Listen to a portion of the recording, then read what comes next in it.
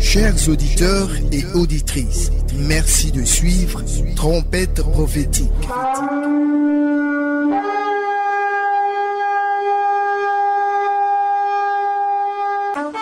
Une émission de révélation, de mystère et d'orientation spirituelle présentée par le prophète Ablegui, pasteur mondial de la mission évangélique La Voix Sainte.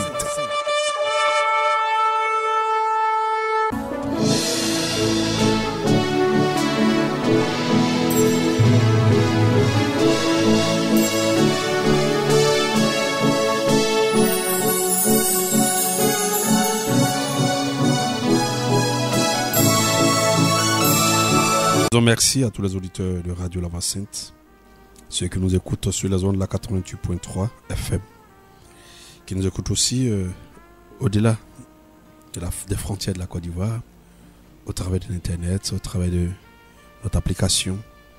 Et nous voulons dire merci au Seigneur pour tout ce qu'il permet, pour tout ce qu'il fait, qu'il puisse bénir davantage son peuple, ses serviteurs et ses enfants.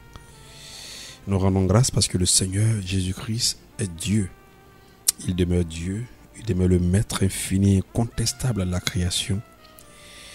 Et nous sommes convaincus, dans la trajectoire dans laquelle nous sommes, selon la volonté du Seigneur, selon l'appel et la vocation, selon son dessein et selon ses révélations et la dimension de ces révélations qu'il fait à chacun, nous sommes convaincus que sa venue est très imminente. Nous sommes convaincus que tous ceux qui ont cru en lui ne seront point confus. Et nous sommes convaincus que tous ceux aujourd'hui qui ne comprennent pas beaucoup de choses concernant leur vie, au travers de plusieurs prédications des serviteurs et des servants de Dieu, au travers de tous ceux qui passent sur les ondes de la radio La Voix Sainte comme dans d'autres radios, nous sommes convaincus que son royaume, oui, s'implante et se manifeste, se révèle, se glorifie, afin de l'accomplissement de son dessein. Aujourd'hui, nous allons toujours rentrer un peu par rapport à la prédication concernant le livre de Jean 21, où nous avons vu comment le Seigneur s'est révélé à ses disciples, notamment Pierre, concernant la pêche, et surtout la pêche de l'homme, comment pêcher l'homme. Seigneur, nous voulons te dire merci. Seigneur Jésus-Christ, toi seul est Dieu. Nous te rendons grâce parce que tu disposes nos cœurs. Tu nous disposes. Tout ce que nous faisons maintenant, par ton esprit, tu l'avais déjà décidé. Et tu permets, Seigneur, ô Père, que par les ondes de la radio, tu touches la table de nos cœurs. Tu puisses, ô Père, te révéler aux uns aux autres. Permets d'ouvrir encore davantage l'entendement des uns et des autres. Et que la parole qui est esprit et vie puisse accomplir ses effets, son œuvre, selon que tu l'aurais voulu. Voilà pourquoi, Seigneur, pour cette œuvre aussi grande, là où ta parole agit, pas ta jamais esprit, moi les jointures. Là où ta parole, Seigneur mon Dieu, se glorifie et révèle la puissance de ton esprit, de ta vie, ta parole, de ton œuvre. Seigneur, il n'y a aucun homme, encore moins moi, qui puisse tenir. Voilà pourquoi que je sois effacé, afin que toute la gloire te revienne. À toi seul la gloire, en ton nom, Seigneur, j'ai prié. Amen. Alléluia. Aujourd'hui, nous allons continuer. C'est en ce moment que le Saint-Esprit va venir te convaincre de péché. Te convaincre de ta nature. Parce que tu tires les bonnes qualités de ton moi pour accomplir l'œuvre. Et donc, le filet sera l'épreuve que tu vas jamais aimer. Et Christ vient, on dit il était au bord. Christ, il assiste à tout, il prend le contrôle de tout, il dirige tout. Et aucune épreuve de la croix n'arrive. La croix, ce n'est pas l'œuvre du diable. Le diable n'a rien à voir dans la croix. Ta croix là, le diable n'a rien à voir dedans. La dimension qu'il a à voir dedans, c'est d'exciter ta chair à refuser le plan de Dieu. La dimension de la chair du diable, c'est de se moquer de toi. La dimension du diable, c'est de te huer, de rire de toi. La dimension du diable, c'est de montrer, tu n'as pas dit que tu es chrétien, de montrer que peut-être tu es condamnable, peut-être tu es pécheur. C'est de mentir sur toi. Voilà sa part. Mais la dimension du Seigneur, c'est de ce que toi, tu puisses porter ta croix. Et donc, le filet, ce sont tes épreuves. Pierre a refusé toute forme de preuve qui doit briser sa chair. Pierre a estimé qu'il sera loyal envers Christ sans qu'on ait besoin de crucifier sa chair. C'est pour ça que le Seigneur lui a dit, ta chair sur laquelle tu comptes là, elle va me régner 3 fois dans ta propre bouche. Pierre n'a pas cru. Il dit, ta chair qu'elle a là, elle va me renier. Elle a renié Jésus 3 fois. Pierre a pleuré. Personne ne maîtrise sa chair si ce n'est pas Jésus. C'est Jésus qui nous a créés. Il connaît pourquoi il faut crucifier cette chair. Alors donc, nous allons revenir pour nous reconcentrer. Je vais terre à terre toujours. Le poisson, c'est ta chair. C'est ta chair. Le filet, ce sont les épreuves. Pierre est parti vers son épreuve. Pierre n'a pas rejeté, n'a pas fait demi-tour. Pierre n'a pas fait demi-tour. Pierre a lancé le filet conformément à l'ordre de Dieu. C'est-à-dire, tu seras en train d'accomplir le plan de Dieu, c'est là le l'épreuve va te prendre. Tu seras en train d'exercer le ministère, c'est là que tu vas te retrouver dans le fond de l'épreuve. Tu seras en train d'accomplir la volonté parfaite de Dieu. C'est là l'épreuve de la croix va te prendre. Il dit jeter le filet, ils ont jeté le filet. Ça les a pris. Ça les a pris. Alors donc, nous allons dessus. Deuxièmement, on dit qu'ils sont revenus, comme je le lisais au partir du verset 9, on dit lorsqu'il fut descendu de terre, il vit là des charbons allumés, du poisson dessus et du pain. Alors, il dit apporte. Et mais qu'est-ce qui se passe? Ils sont venus trouver un poisson. Ce poisson qu'ils ont trouvé là, ce n'est pas eux qui ont pêché. On dit Jésus était déjà sur les bords de la mer de Tibériade.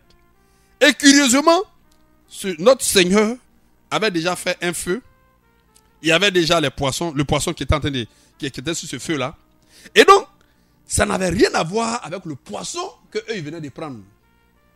Ils sont venus trouver quelque chose. Il y avait le poisson, il y avait les charbons et il y avait du pain.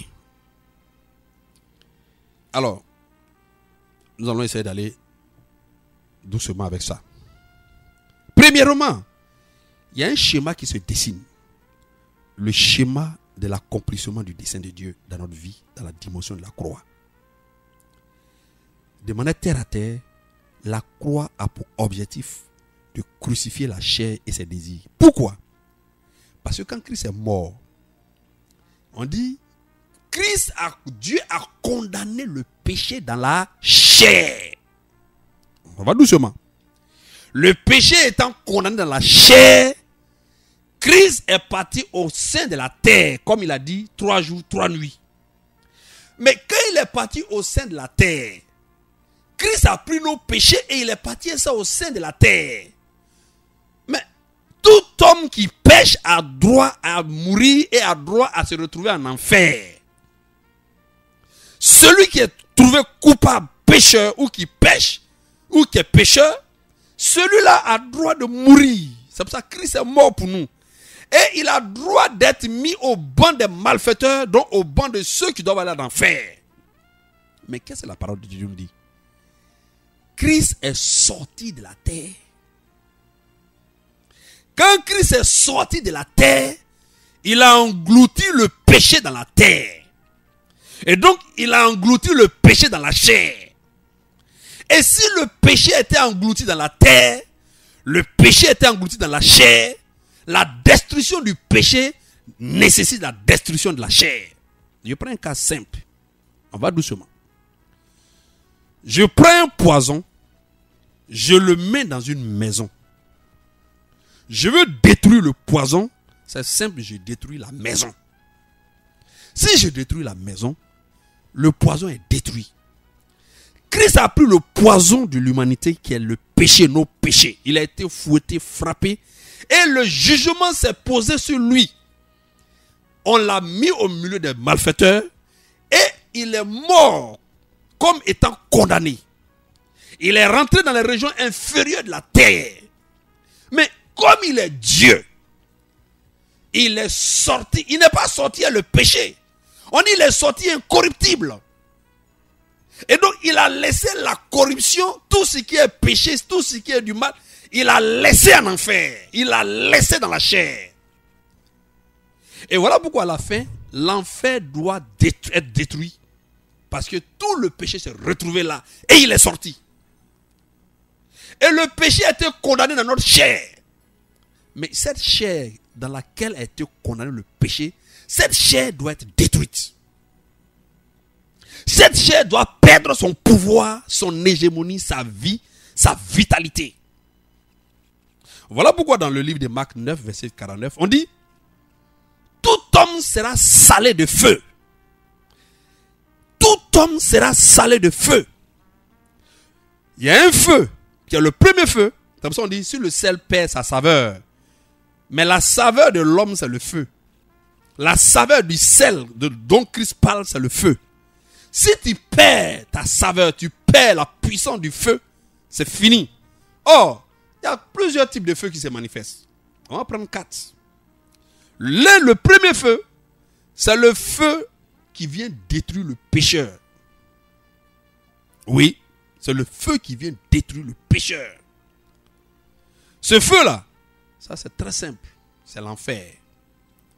Voilà pourquoi, comme le péché a été mis à l'enfer, il y a un feu qui doit consumer cet endroit-là. Quiconque se retrouve pécheur jusqu'à la fin de sa vie, il retrouve, c'est-à-dire il devient partie intégrante de l'enfer. Donc il devient habitant de l'enfer et le feu doit le détruire. Deuxième type de feu, c'est le feu de la croix. Ce feu-là, lui, il vient, et ça nous allons voir tout à l'heure dans le développement, ça je vais passer dessus, puisque je vais développer ça tout à l'heure, c'est le feu de la croix. Mais il y a le troisième type de feu, il y a aussi un feu de la grande tribulation. Tous ceux qui vont rester quand Christ va faire l'enlèvement, pour n'avoir pas accepté de ce que le feu de la croix s'exerce en eux, il aura un autre feu qui va les consumer jusqu'à la mort, par l'épreuve aussi grande que la grande tribulation. Et enfin, il y a un quatrième feu, c'est le feu qui concerne le lac de soufre de feu, qui est la seconde mort qui va détruire. Tout homme sera salé de feu.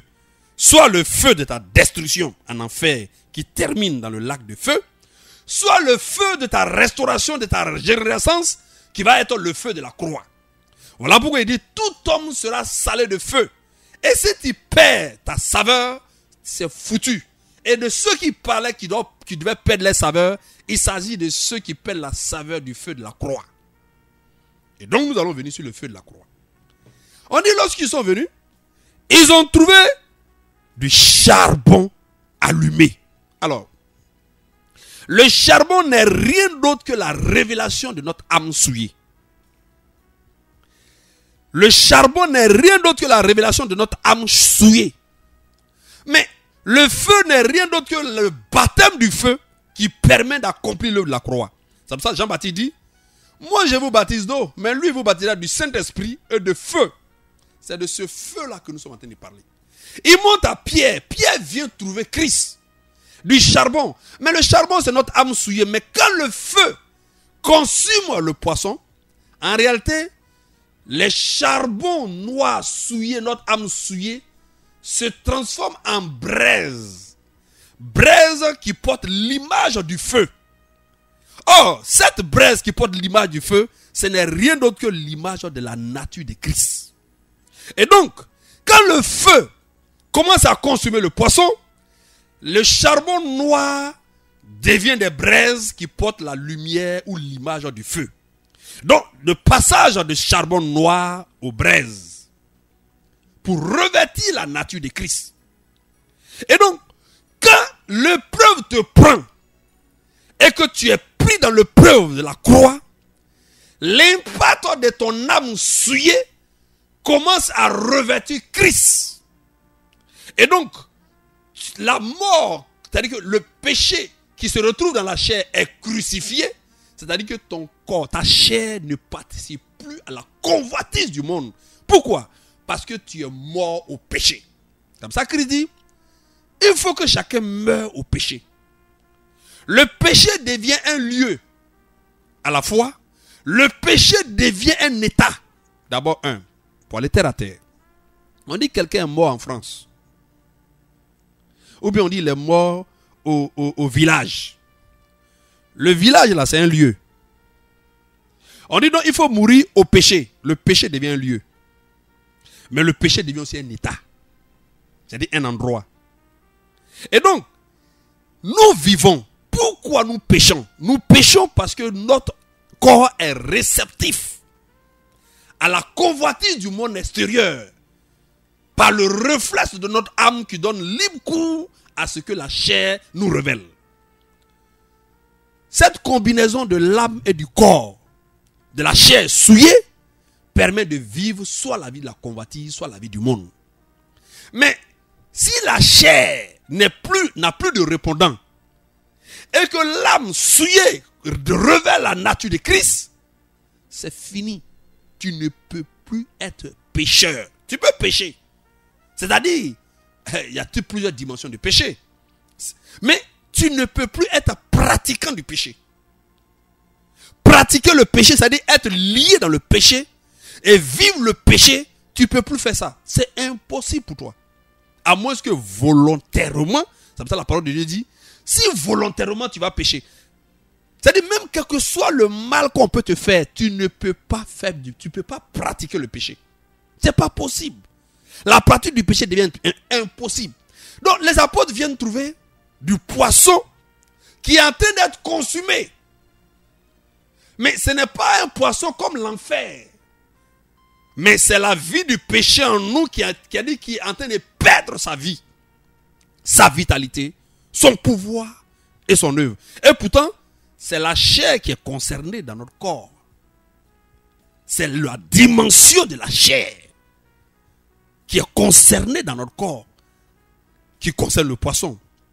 Mais il y a la dimension du charbon qui révèle notre état souillé de notre âme. Voilà pourquoi la Bible dit dans Ésaïe 53, verset 11, on est par le travail de son âme. Par le travail de son âme. Et donc, la croix permet à ton âme souillée de revêtir Christ par l'épreuve de ta chair. Je reprends. Ton âme, la croix permet de passer de l'état souillé de ton âme, c'est-à-dire l'état. Voilà pourquoi il dit vous avez mis en oubli la purification de vos anciens péchés. Mais en réalité, il y a la nature du péché, il y a l'état du péché, mais il y a aussi l'état de la chair. La chair, il dit ce qui est chair, il n'a pas dit la chair, il n'a pas dit une chair qui pêche, hein. Il dit ce qui est chair, ce qui est esprit, c'est l'état. Notre chair, son état, depuis la débâcle d'Adam, c'est un état qui ne peut pas être compatible à l'esprit. Il faut que la chair perde son pouvoir, perde sa vie, la chair soit crucifiée. Et donc, il montre à Pierre, poisson que tu t'en prends là, il faut savoir que c'est ta vie, la vie de ta chair. Elle doit subir le même processus que j'ai accompli. Le processus que j'ai accompli là, c'est ce qui est devant toi. Et donc, il est temps que toi, avant de perdre mes brebis, et que tu puisses véritablement me suivre, Pierre, voilà ce que je dois faire en toi. Voilà ce qui va s'accomplir en toi. Mais frère, on va aller un peu dans le détail. Le feu que le Seigneur utilise pour pouvoir nous éprouver, ce n'est pas un feu qui éprouve, c'est-à-dire celui qui a tort, jamais. Christ n'a jamais eu tort. Ce n'est pas un feu qui éprouve celui qui pratique le péché. C'est pas vrai. La croix n'est pas pour le pratiquant du péché. Pour preuve, il y avait des brigands à la croix. Il y avait des voleurs à la croix. La croix était faite pour les brigands et les voleurs. Ça n'avait rien à voir avec la croix de Christ. La croix de Christ est une croix rédemptionniste. C'est-à-dire une croix de la rédemption. Une croix d'accomplissement du dessein du rachat de Dieu. Les brigands là, ce n'était pas une croix d'accomplissement d'un rachat. Ce n'était pas une croix de dépouillement. Ça n'avait rien à voir. Et donc, c'est-à-dire que si tu pratiques le péché et qu'on te condamne, on t'envoie en prison, ce n'est pas la croix. Si tu voles et qu'on t'attrape, on te chicote, ce n'est pas la croix. Si tu cherches femme de quelqu'un, on te prend, on te frappe, ce n'est pas la croix. Tu cherches mari de quelqu'un, on te prend, ce n'est pas la croix. Ça n'a rien à voir avec la croix. C'est quand tu t'assois et tu te dis tu es irréprochable. Le Saint-Esprit est fier de toi. content de toi.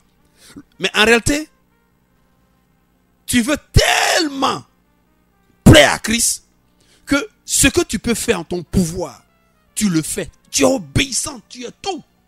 Mais c'est à ce niveau maintenant, des choses qui vont t'arriver, ça va te surprendre. Ne crois pas que tu es maudit, ça n'a rien à voir. Même si on croit que tu es maudit, ça n'a rien à voir. Tu es en train de passer par une porte sélective qui est réservée aux grands dans le royaume de Dieu. Tu es en train de passer par une porte sélective qui est réservée à ceux qui sont appelés à être co-héritiers de Christ. Tu es réservé, oui, tu es choisi par Dieu pour traverser et passer ceux qui démontrent leur amour malgré l'œuvre de l'intensité de la croix. Nous allons développer ça pour la prochaine fois, mais je continue. Voilà pourquoi, si vous remarquez, quand ils sont venus, ils ont trouvé le Seigneur, Jésus leur dit, apportez les poissons que vous venez de prendre. Et pourtant, il y avait du pain. Le pain qui révèle. Alors, ça, je vais revenir un peu dessus la prochaine fois. Avant que Christ a dit quoi? Dorénavant, je ne vais ni manger à vous, ni boire à vous, si ce n'est pas dans le royaume de Dieu. Le mystère qui s'est passé là, ça s'est passé à une dimension très spirituelle, très céleste. Bien même qu'ils étaient sur terre. Ça révélait des dimensions très claires. Quand il a donné le pain, il a donné le vin. Cette fois-ci, ce n'est plus le pain et le vin qu'ils sont venus trouver. Ils sont venus trouver le pain, ils sont venus trouver du poisson, ils sont venus trouver des charbons, ils sont venus trouver la flamme. On va le développer plus tard. Alors, quand il a fini et qu'il a partagé, on dit, Jésus s'approcha, il prit le pain, il leur donna, il fit de même pour le poisson. Il a rompu le poisson, il a rompu le pain. Pourtant, avant la croix, il avait rompu le poisson, il avait rompu le pain, il avait donné la coupe à boire, c'est-à-dire son sang. Il dit, ceci est mon sang, l'alliance. On a développé ça une fois. Mais je vais aller rapidement sur quelque chose, puisqu'on va revenir sur la croix. On dit, quand ils ont fini, il dit, Simon, Pierre, à partir du verset 15, on dit, après qu'il eut mangé, Jésus dit à Simon Pierre, fils de Jonas, m'aimes-tu plus que ne m'aiment ceux-là? Mais pourquoi Jésus, après avoir mangé, il parle d'amour? Pourquoi? Frère, quand la croix te surprend, la chose qui va se mettre en toi est Jésus-Christ. Si tu ne l'aimes pas, c'est pas sûr que tu vas continuer ton ministère. Voilà pourquoi quand il dit à la foi, il faut ajouter la vertu, il faut ajouter la science, il faut ajouter la patience, il faut ajouter la tempérance, il faut ajouter la piété, il faut ajouter l'amour fraternel, il faut ajouter l'amour divin. Mais pourquoi à la fin c'est amour? Quand nous marchons, ça veut dire que quand tu ne te reproches rien, tu arrives à une dimension où tu penses que le ministère est bien, tout est bien, ta vie n'est pas sale, ta vie est propre, il n'y a pas de... Tu as tout fait pour ne pas que tu aies une mauvaise image, tu fais tout pour ne pas qu'on dise ton nom est gâté ou bien tu te comportes mal. C'est quand tu arrives là, ton amour est bien pour Christ, c'est là que Christ va t'humilier maintenant. Pas toi, mais ta chair. Il dit Pierre, quand ce feu que je suis, ce baptême de feu, va humilier ta chair, ce baptême de feu va dépouiller, humilier ta chair, Pierre, tu es sûr que tu m'aimes? Pierre dit, Seigneur, je t'aime. Ça veut dire quoi? Le véritable amour pour Christ ne se mesure qu'à la croix. Il y a des gens qui disent, j'aime Jésus. Frère, il faut attendre que Jésus va t'humilier d'abord. On saura si tu aimes Jésus. Il faut attendre que des choses que tu ne pourras jamais accepter dans la terre t'arrivent. Puis comme ça, Job dit, mais ne recevons-nous pas de Dieu du bien comme le mal? Quand tu reçois le bien de Dieu, tu dis, Dieu est amour, Dieu est bonté, Dieu est ceci. Il faut recevoir le mal de Dieu. On saura si tu es capable de dire que tu aimes Dieu. Il y a des gens qui se sont retrouvés dans l'embuscade de la croix. Ils n'ont plus jamais toléré Jésus-Christ. D'abord, ils ont dit, pourquoi Jésus-Christ a laissé que telle chose les arrive? Pourquoi tel malheur les arrive? Pourquoi telle situation les arrive?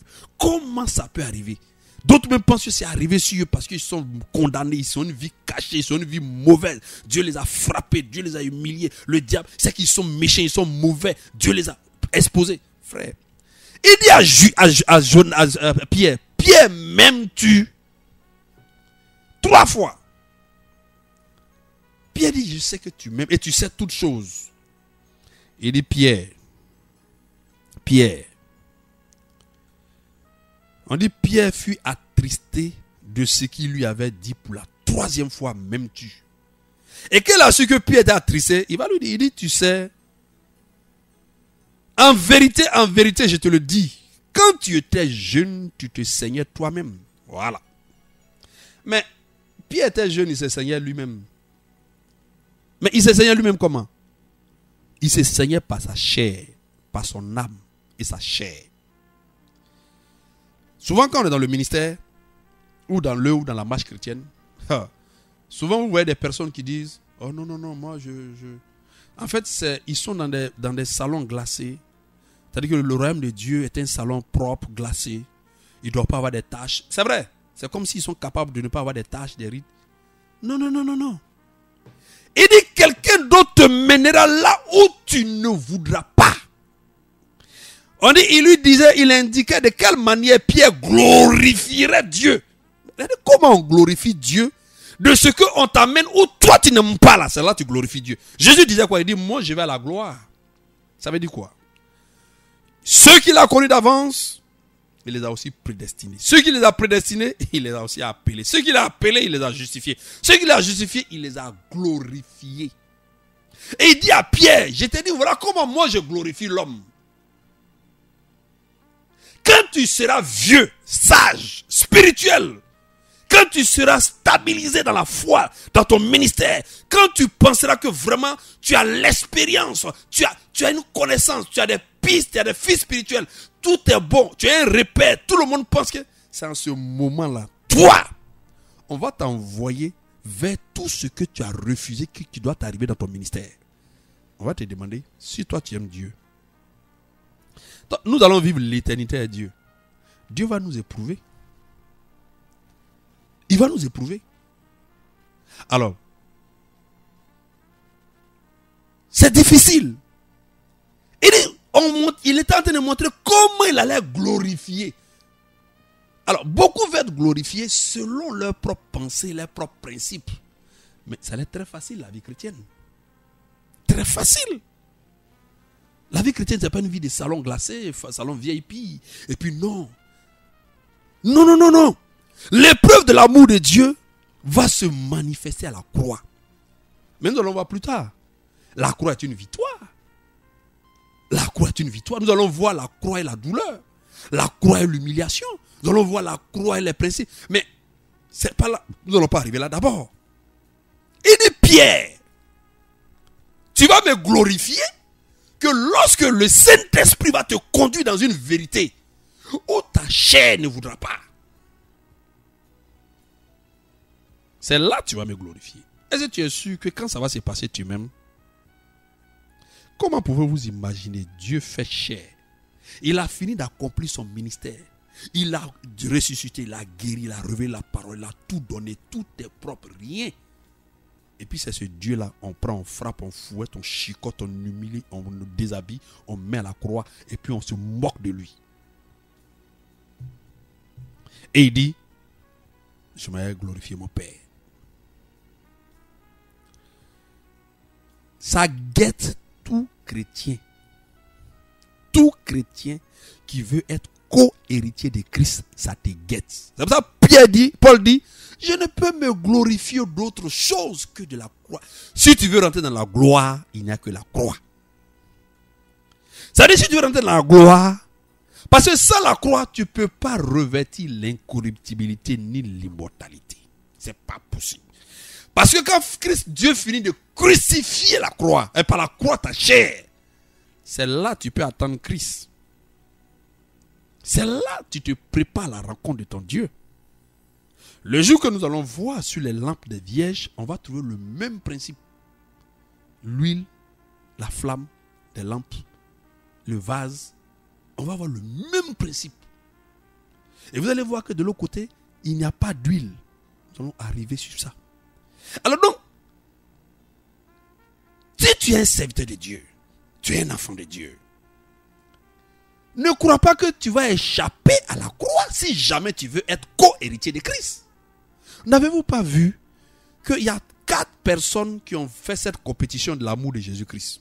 Premièrement, Zébédée est venu trouver ses enfants, Jésus-Christ pour dire, mes 2 enfants qui sont là, vraiment quand tu seras dans ton royaume, je sais qu'ils t'aiment tellement que moi-même je suis convaincu de leur amour pour toi là. Il faut les mettre un à ta gauche, un à ta droite. Jésus a répondu immédiatement. Est-ce que c'est ça ce que tu me demandes? Est-ce qu'ils peuvent boire la coupe dont je boirai? Et puis il dit c'est vrai qu'ils vont boire la coupe. Mais ces places sont réservées à ceux que le Père va donner. Parce que ça va dépendre de la manière chacun a passé la croix. Il y a des gens qui vont passer la croix en train de bouder. Il y a des gens qui vont passer la croix en train de murmurer. Il y a des gens qui vont passer la croix en train d'insulter Jésus-Christ, se décourager de Jésus-Christ. Il y a d'autres qui ont goûté la croix, ils sont venus s'asseoir, c'est fini, ils se sont refroidis. Il y a des gens, des choses les arrivées dans leur vie, ils se sont refroidis. D'autres même sont partis réitérer, ils estiment que l'affaire de Dieu c'est du pipeau. On va arriver à ça plus tard. Mais il y a eu les Zébédée. Il y a eu Pierre qui a montré son zèle d'amour pour Jésus. Et puis il y a eu Jean. Les 4 là, si vous les remarquez, c'est les 4 là Jésus a récupéré. Les 12 sont arrivés à Gethsémane. Il a pris les 4 et dit vous suivez-moi. Ça, ces 4 là, il dit priez pour moi. Il a pris Pierre, il a pris les fils de Zébédée, il a pris Jean. Il dit vous venez maintenant. Ils sont partis un peu loin vers Gethsémane où il était en train d'agoniser et que sa sueur devenait du sang. Ceux qui doivent aimer Christ, qui doivent être co-héritiers de Christ, ils doivent connaître les mystères des douleurs de Christ. Ils doivent goûter aux douleurs que Christ a pris afin de comprendre le principe de la rédemption, de la mission de restauration du monde. Ça, un jour, on en parlera aussi. Ils n'ont pas pu. Ils n'ont pas pu. Donc, quand nous sommes des serviteurs de Dieu, vous allez voir des serviteurs de Dieu qui sont glacés, des enfants de Dieu, eux qui sont des VIP. C'est-à-dire VIP, oh non, j'aime pas comme il salue, j'aime pas. Pourtant, c'est par ces maîtresses que nous sommes guéris. Plus tard, nous allons comprendre que c'est pas tes maîtresses, ton ministère là, ça sera un ministère de maîtresses pour un temps précis. Pour un temps, c'est-à-dire, tu vas être humilié pour sauver des gens, pour que d'autres soient sauvés. Il y a des gens qui sont à la croix, qui supportent bien cette croix, mais qui ont envie d'abandonner. Il ne faut pas abandonner. Ce n'est pas une affaire de VIP. C'est une affaire de montrer son amour pour Christ. C'est une affaire de... Tu ne peux montrer ton amour pour Christ dans la dimension de l'épreuve qui crucifie ta chair. Voilà pourquoi je vais toujours demander un peu terre à terre, parce qu'on va passer presque toute l'année sur la croix. Plein de passages, même ce passage, on va l'approfondir. Alors donc, ce feu-là, si tu le refuses, ce feu qui consume le poisson là, si tu refuses ce feu, tu vas retrouver un feu plus dangereux. Mais cette fois-ci, c'est un feu dévorant. Il dit, il est terrible de tomber entre les mains de Dieu, entre les mains de Dieu, car l'Éternel est un feu dévorant. Tout homme sera salé de feu. Il n'y a pas un être humain sur cette terre qui ne sera pas salé de feu. Il y a le feu de la destruction. Ah oui, le feu de la destruction. Il y a 2 types de feu. Hein. Pour les chrétiens, il y a 2 types de feu pour les païens. Les 2 types de feu pour les chrétiens, tu es salé du feu de la crucifixion, de la chair, c'est-à-dire le feu de la croix. Ça te purifie. Ça te purifie. Comme on purifie de l'or. Ça te purifie. Comme on enlève les scories dans des vases, dans des métaux d'argent ou des métaux d'or. Ça te purifie. Ça, c'est le feu de la croix qui te révèle la nature de Christ. De telle sorte que tu sois mort au péché. Inactif au péché. C'est-à-dire que femme passe au. Et même elle est nue. Tu ne sais même pas ce que ça veut dire. Tu regardes ça comme bois. Même si toi, on t'a fait du mal, tu ne sais même pas comment refaire ce mal. Parce que ta nature, c'est-à-dire que tu ne peux plus. C'est comme tu es mort. Même si tu es mort, là, on t'envoie toutes sortes de personnes, tu ne peux pas réagir. De la même manière, ce feu-là, il agit. Si tu l'as refusé, il y a un autre feu de la grande tribulation. Ça aussi, c'est pour les chrétiens. Ce feu-là, ça va aussi te consumer pour que tu rattrapes le feu que tu as perdu à la croix. Voilà les deux types de feux. Voilà le feu, la saveur des chrétiens. Ils seront salés de ça. Nous, on sera salés. Soit du feu de la croix, soit du feu de la grande tribulation. Il y a deux types de feux pour les païens aussi. Il y a le feu de l'enfer. Et puis il y a le feu du lac de soufre de feu où le diable, le dragon, tout cela pour la seconde mort. Mais donc, il n'y a pas quelqu'un qui échappe à un feu. Il n'y en a pas. Tout homme sera salé de feu. Tout homme. Le païen salé de feu pour l'enfer ou le lac de feu. Le chrétien salé de feu soit pour la croix, soit pour la grande tribulation. Bref. Le Seigneur dit à Pierre, tu ne peux pas échapper à ça. Moi, Dieu, pour restaurer le monde, je passe par le feu. C'est l'offrande qui est agréable à Dieu. C'est l'offrande que le Seigneur a agréée pour restaurer toutes choses. Et la croix devient une porte. C'est quand il a fini de dire ça à Pierre, il dit Pierre, maintenant, tu peux me suivre. Maintenant, tu peux me suivre. Alors, nous nous posons alors la question. Quand Jésus a dit, quiconque veut me suivre, qu'il prenne sa croix, il ne faudrait pas que le diable puisse distraire les gens. Frère, tu ne peux pas être mieux que Christ. Voilà pourquoi Jésus a sorti un mystère, je termine par là. Il dit, qui êtes-vous allé voir? Jean-Baptiste, un roseau agité par le vent. Qui vous êtes allé voir? Un prophète? Non, je vous dis, plus qu'un prophète. Jean-Baptiste est la lampe qui brûle. C'est le même principe. Il dit Jean-Baptiste, il est la lampe qui brûle. Il est la lampe qui brûle. Oh, une lampe qui brûle, nous allons voir aussi ce mystère plus tard. Voilà pourquoi Christ vient bientôt. On dit préparons-nous à la rencontre. Voilà pourquoi les vierges folles, quand leur feu se teignait, c'était fini pour elles.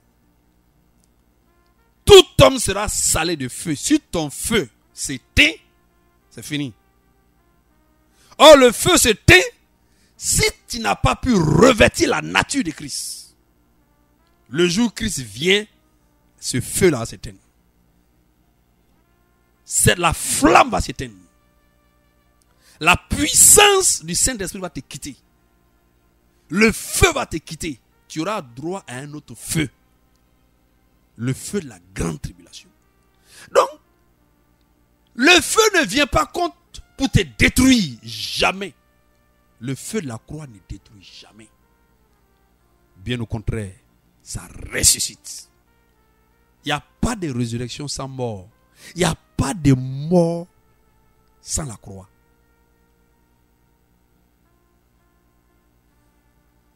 Voilà pourquoi, ce matin, ce midi, ce soir, le Seigneur nous invite à comprendre que s'il a insisté sur Pierre, peut-être ce soir, tu traverses des situations que tu ne comprends pas dans ta vie. Souvent, tu pleures sur ta couche. Tu dis, mais comment une telle chose peut m'arriver? Comment ça peut arriver dans mon travail? Comment ça peut arriver dans mon ministère? Comment ça peut arriver dans mes affaires? Comment ça peut arriver au niveau de mes enfants? Comment ça peut arriver au niveau de mon mari? Comment ça peut arriver au niveau de ma femme? Comment ça peut arriver dans mes liens les uns et les autres? Oui, c'est parce que tu as été choisi pour la croix. Quand tu es éprouvé, tu vas devenir un avec Christ. C'est pour cela qu'il dit, tu vas devenir la pierre angulaire. Tu vas devenir comme la pierre angulaire, la principale de l'angle. C'est un principe que tu ne peux jamais. Sinon, tu ne seras jamais solidement posé. Tu ne seras jamais stable. Il dit, c'est comme ça. tu peux, c'est-à-dire que tu peux, là on dit l'accès du royaume vous sera pleinement accordé. Sinon, quand c'est comment, c'est partiellement accordé. Si vous avez mis en oubli la purification de vos anciens péchés, ça devient difficile. La nature du péché doit tomber.